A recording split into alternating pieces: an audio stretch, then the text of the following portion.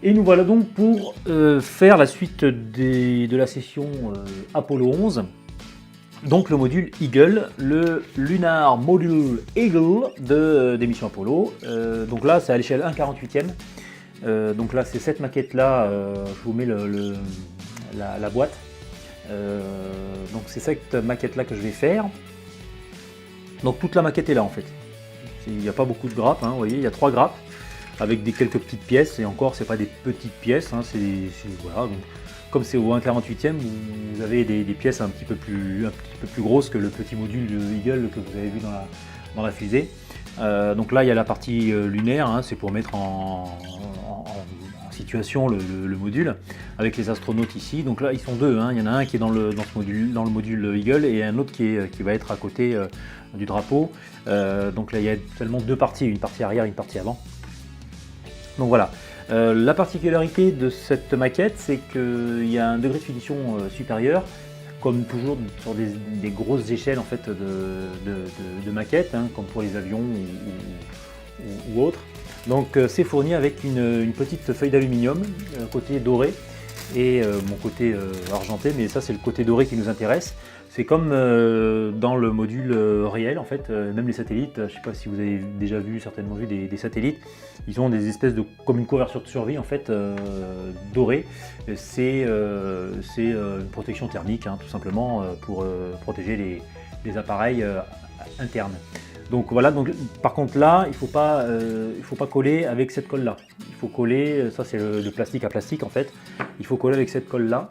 Voilà, c'est une colle spéciale, liquide avec un petit pinceau. Donc là, il faudra coller comme ces deux matériaux, un plastique et puis un petit peu, un métal.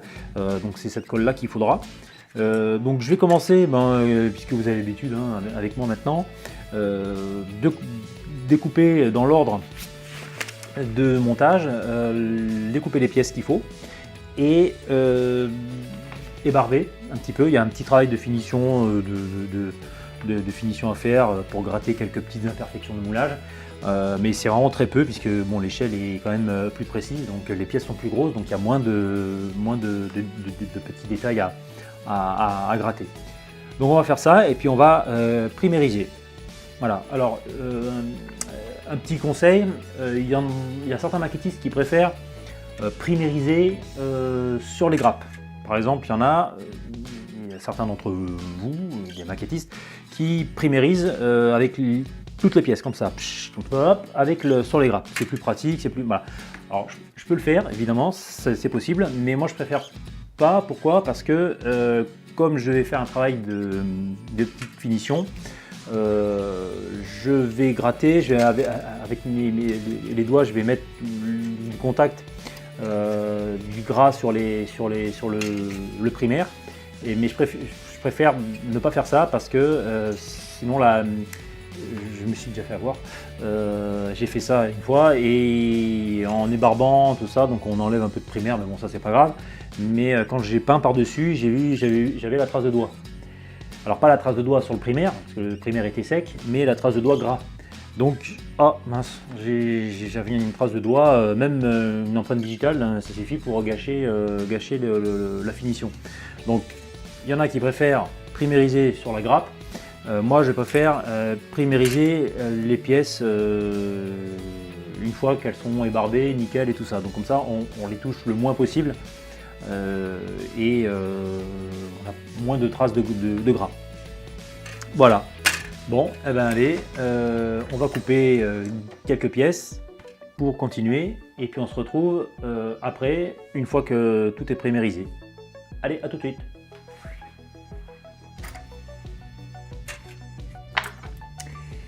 Donc voilà, tout est primérisé. J'ai monté le module, la partie qui va rester sur la Lune et qui est toujours d'ailleurs. Voilà. J'ai monté les astronautes, j'ai monté les petites rétrofusées ici. Voilà, donc d'un côté et de l'autre. J'ai primérisé tout ce qu'il y avait à primériser, sauf les parties, vous voyez, là j'ai primérisé, mais la différence de gris entre ce qui est primérisé et pas primérisé. Pourquoi? Parce que je vais mettre cette petite feuille d'alu pour faire la finition du bouclier thermique, de l'embase des réservoirs, enfin tout ce qui est réserve et autres carburants. Là aussi, c'est sur cette pièce-là et pas sur d'autres pièces. Sur cette pièce-là, par exemple, il n'y a pas de finition, on le voit mieux comme ça, de finition aluminium. Il y a la finition dorée en couleur dorée. Voilà, donc d'abord je vais mettre la finition aluminium sur feuille d'aluminium sur ce volume là, parce qu'il y a pas mal de surface en fait. Il y a celle-là et sur les côtés, donc normalement la surface doit être bonne. Voilà, s'il m'en reste, je ferai ces pièces là, les V là, voilà. Sinon je peindrai en doré comme c'est indiqué sur le mode d'emploi. J'ai primérisé ça aussi.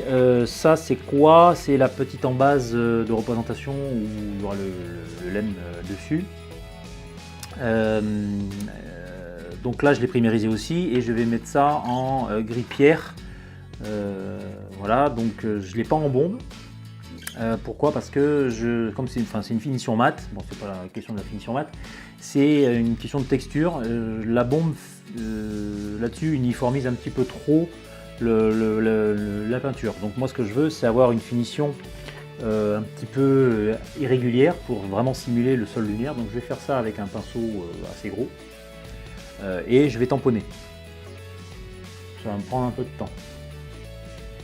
Mais voilà, donc le fait de tamponner fait que ça fait plein de petites textures, de micro-textures pour simuler le sable, les micro-graviers, etc. Donc là, il y aura une meilleure finition. Donc là, j'ai primérisé pour avoir une meilleure accroche, une meilleure finition. Voilà, donc c'est gris pierre. Donc après, comme d'habitude, quand on va mettre en couleur, on prépare les couleurs. Le blanc, l'anthracite, le doré, le style métallique, le gris pierre et le gris clair. Alors là, franchement, je ne sais même pas quelle pièce c'est, si ça va être à l'intérieur. Voilà. Ensuite, je vais évidemment découper les vitres du lemme ici. Donc je vais les mettre en plastique là, en plastique transparent. Et aussi le gris anthracite, ici mat, de chaque côté du lemme. Je me suis documenté sur les différentes possibilités de couleurs entre ce qui est représenté dans le mode d'emploi du mode d'emploi et la réalité. Je vais me rapprocher le plus possible de la réalité et le plus possible des missions Apollo 11. Voilà, donc je vais respecter le plus possible les couleurs des missions. Ensuite, j'ai bouché la tuyère qui va ici. Voilà, on voit, c'est bon. La tuyère qui va là, hop, clac, qui a permis d'unir. Parce que c'était, donc là on voit c'est creux, hein. Mais c'était creux aussi, il y avait un trou, voilà. Mais là on voit plus rien. Pourquoi? Parce que j'ai fondu, comme je vous l'ai expliqué dans quelques vidéos précédentes de la Saturn V. Quand j'ai refait des pièces, je fonds avec le briquet, hein. Vous prenez un bout de plastique comme ça, vous fondez, vous fondez le plastique pour mouler une autre pièce. Alors je l'ai aplati et j'ai incrusté bien la tuyère dedans pour boucher à l'intérieur, parce que je vais faire une finition un peu plus soignée que le trou noir, qui c'est pas terrible. Donc voilà. Après, bon c'est tout simple. Le blanc, là il y a un astronaute qui va aller à l'intérieur du lemme, et lui qui va aller à l'extérieur, à côté du drapeau, qui va être planté ici. Donc voilà, j'ai primérisé juste le mât, et puis c'est tout. Donc je vais faire la mise en couleur et on se retrouve après. Donc c'est une maquette qui est très simple à faire. et voilà, il n'y aura plus qu'à mettre la mise en couleur. Et surtout, ça, que je n'ai jamais fait, donc je vais vous montrer ça.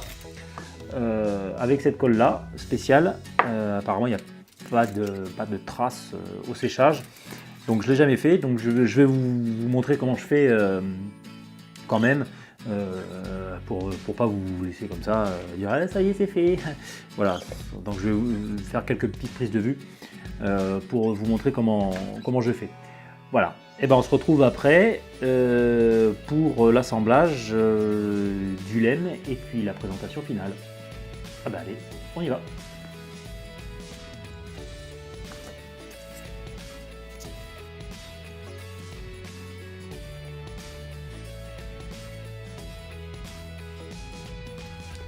Et voilà, le module lunaire est terminé. Vous voyez que là, toute la maquette est réunie là-dessus, sur le tapis, avec la lune qui va accueillir le module pour la représentation. Donc là, le module atterrisseur, là, le module qui va redécoller. Donc là, il y a pas mal de modifs en fait sur cette maquette. D'abord, j'ai modifié les antennes, comme vous voyez là. Vous voyez le moulage d'origine et ce que je veux faire. J'ai reproportionné un petit peu ces antennes parce que le moulage était vraiment pas précis. Et par rapport au détail de la maquette, on pouvait faire quelque chose d'un petit peu plus précis. Donc j'ai modifié des pièces, j'ai fondu du plastique, j'ai étiré du plastique pour que ce soit plus fin, comme vous voyez ici par exemple. Voilà, c'est beaucoup plus fin, c'est beaucoup plus proportionné. Donc voilà, j'ai modifié les antennes. J'ai modifié les antennes, enfin l'antenne EVA et les antennes ici. Vous voyez que cette antenne là, qui est une antenne de communication, là, vous voyez qu'elle est plate. En fait, j'ai coupé et je l'ai remise, enfin je l'ai coupé et je l'ai modifié, je l'ai recollé dans le bon sens. Voilà, tel qu'il était, tel qu'on peut le voir sur les photos du vrai module Apollo 11. Voilà. La deuxième antenne ici, c'est ce qu'on appelle l'antenne de rendez-vous. C'était mal moulé, c'était une espèce de gros axe tout cylindrique avec trois pieds, enfin c'est super moche, donc j'ai tout coupé et j'ai tout refait. Comme vous voyez là sur la photo, donc c'est beaucoup mieux, beaucoup plus fin, beaucoup plus, voilà, il y a un peu plus de détails, c'est un peu plus agréable à regarder que ces espèces de gros machins. Et je les ai peints en noir telles qu'elles sont sur la photo du vrai module. Donc je me suis rapproché au maximum du module, du vrai module Apollo 11. Voilà. Ensuite, j'ai aussi rajouté la petite poignée du sas de rencontre, enfin d'amarrage avec le module Apollo. Et aussi, vous voyez que les petits détails transparents sur le module atterrisseur qui vont servir de relief à un texturage que j'ai fait. Ici, vous voyez que le texturage en Kleenex, hein, voilà. Donc c'est pas du film doré. Alors il y a du film doré et puis vous voyez les parties noires, c'est du Kleenex en fait, tout simplement. Pourquoi? Parce que avec cette colle là, elle colle tout, enfin tout. Elle colle de façon très pratique. Il y a un pinceau, etc. Et c'est pour les grandes surfaces pour texturer un volume qu'on fait ça. Donc j'ai réfléchi et je me suis dit tiens, qu'est-ce qu'on pourrait utiliser comme matériau pour imiter sur les vraies photos comment dire, la partie noire de l'isolation du module. Bah, j'ai trouvé un Kleenex très fin et ça marche en fait. Donc là vous voyez que une fois que c'est peint, ça donne pas mal. Donc vous avez une autre photo du module une fois que la peinture est sèche. Donc la peinture s'incruste, s'imbibe dans le Kleenex, donc elle tient et après une fois que c'est sec, c'est vraiment voilà, ça bouge pas. c'est vraiment bien. Le film d'aluminium maintenant, alors vous voyez ce petit film que je fais, un film, donc là j'en ai encore un petit bout. Donc là c'est une technique tout simple, donc il faut peindre avec ça, hein, comme vous voyez dans le film, enfin peindre, enduire le plastique et comment dire, étaler le film aluminium sur toute la surface, donc comme j'ai fait ici. Voilà, donc c'est étalé sur toute la surface. Il faut bien mettre dans les coins, enfin parce que là il y a des zones, rondes, il y a des zones anguleuses, pardon, et voilà. Donc et aussi il faut les mettre sur les 4 pieds du module. Donc là c'est une petite technique, hein. Bon voilà, c'est pas compliqué, mais il faut d'abord faire un essai sur une surface, une petite surface, pas sur toute la surface. Donc si vous vous plantez, au moins c'est une petite surface qui est à refaire et pas une grande surface. Voilà. Le module atterrisseur là qui est en cours de construction, où j'ai rajouté les petits manchons qui sont ici peints en noir. Donc les manchons sont en Kleenex, hein, voilà, comme ça, donc c'est une petite bande de Kleenex que j'ai roulé et que j'ai.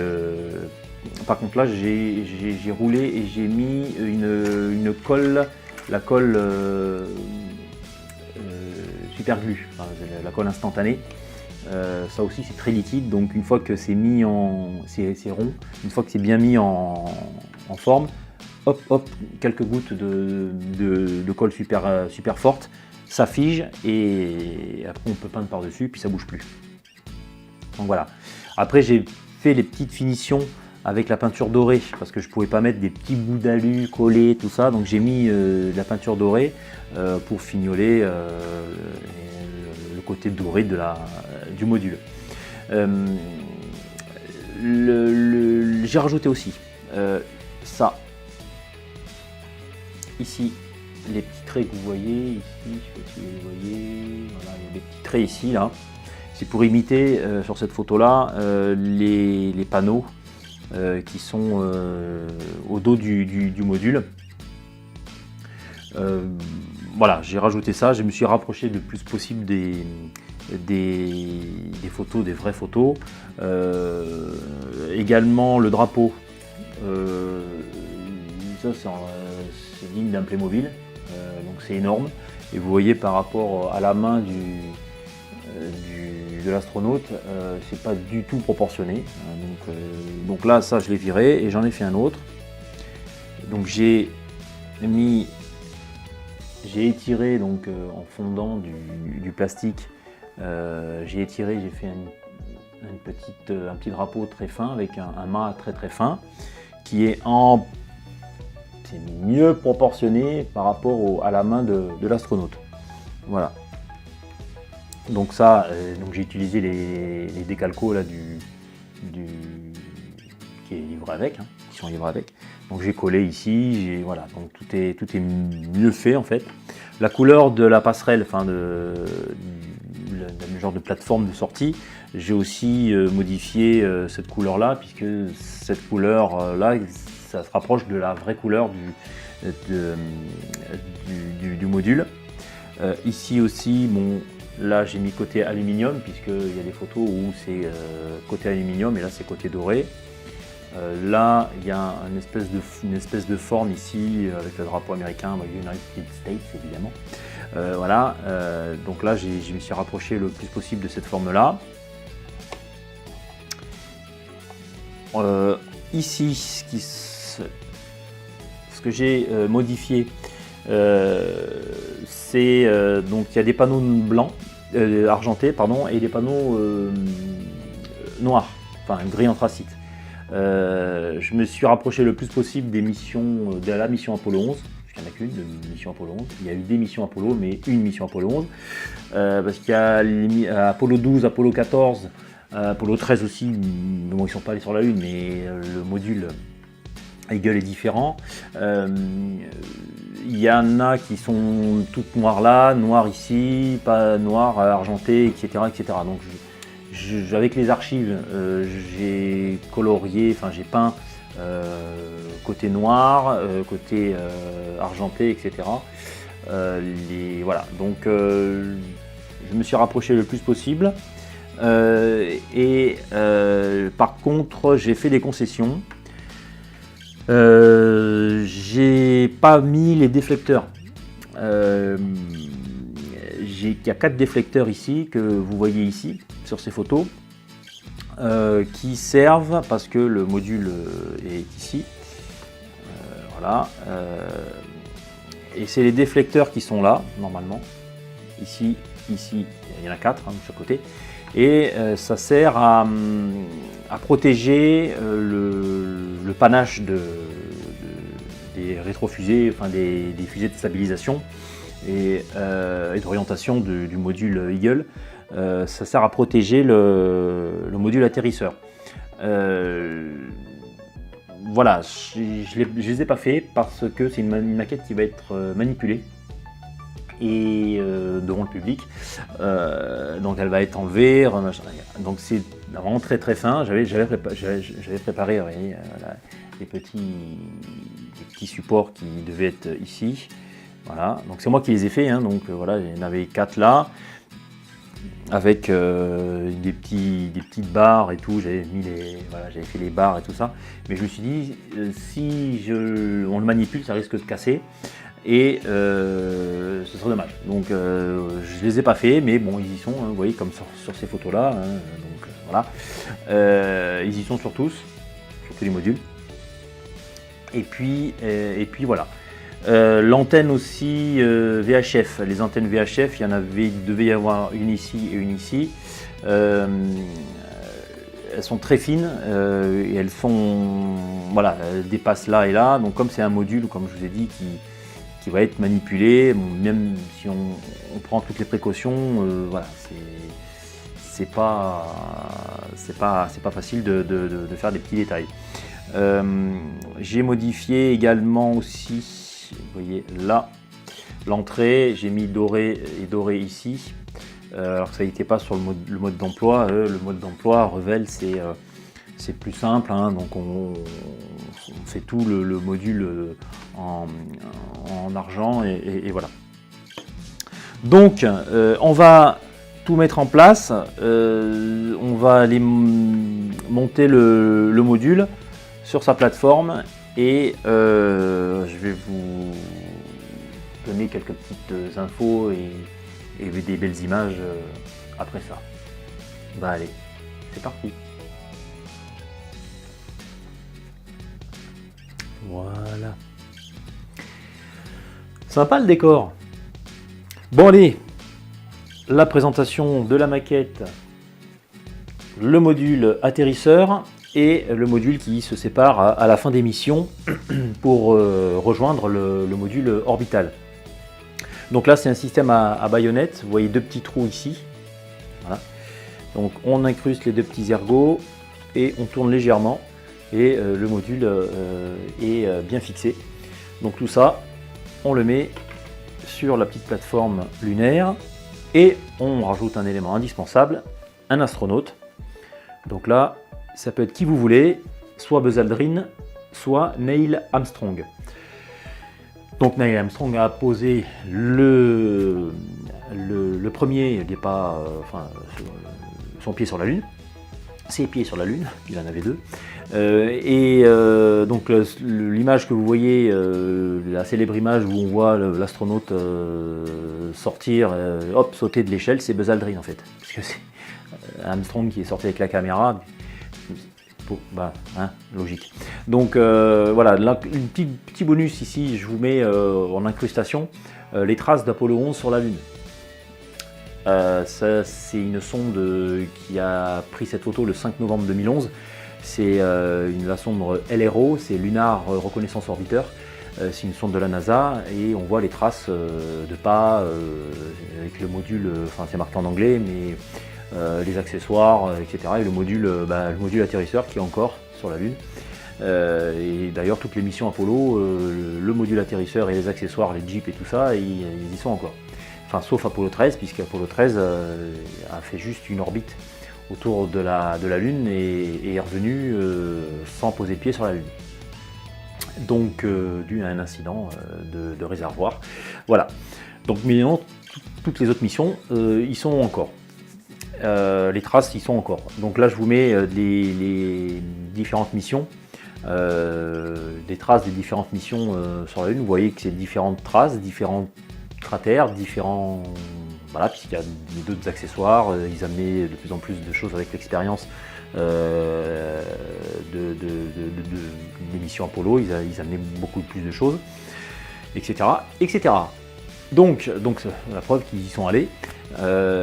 Bref, donc là je vous mets les dates à laquelle je serai au Palais de la Découverte en juillet, où je manipulerai les photos, où je manipulerai les maquettes que j'ai faites avec les collègues du Palais de la Découverte, donc, et aussi donc il y a la Saturn V, donc cette vidéo là où vous pouvez suivre l'évolution de la Saturn V, les 3 étages, et aussi elle sera ici, elle sera là, hein, la fameuse fusée. Donc ensuite je vais faire le module orbital qui sera à l'échelle 1/32e, donc il sera plus gros, il ne sera pas proportionné à ça, il sera un petit peu plus gros. Là c'est une échelle 1/48e, donc le module sera donc plus gros et il y aura plus de détails, donc il y aura plus de surface à peindre, donc ça va être un petit peu plus long. Mais je ferai une vidéo bien évidemment sur ce sujet, vous allez me suivre et je vais vous donner bien évidemment des conseils pour maquettistes. Donc voilà, n'hésitez pas à me mettre des commentaires, à me suggérer des sujets de vidéos sur l'astronomie, l'astronautique. C'est un sujet qui me passionne. Et je vous dis à bientôt pour une nouvelle maquette. Et puis nous, on va aller sur la Lune. Hein, ouais. Allez. Ciao. Allô Houston? Ouais, vous êtes sûr qu'on est les premiers là? Parce que j'ai comme un doute.